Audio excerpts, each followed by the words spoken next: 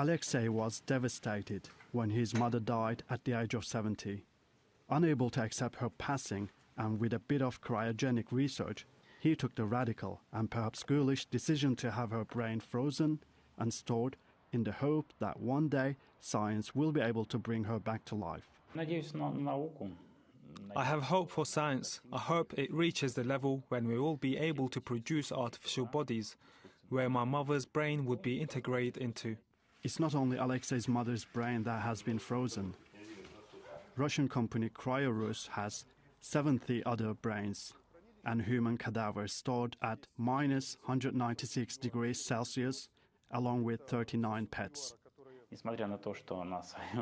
Even though my mother did not express such a desire in any way, I did it at my own risk. I did this because we were very close and I think it is the only chance to meet her in the future. The dead are stored in a liquid nitrogen flotation tank in a corrugated metal shed.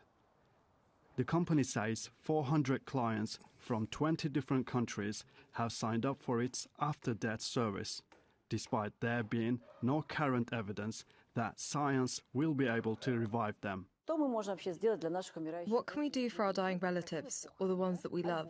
A nice funeral ceremony, a photo album.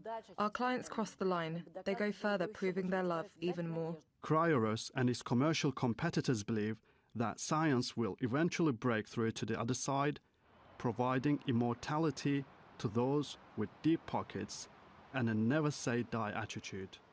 Mehmet Solmaz, TRT World.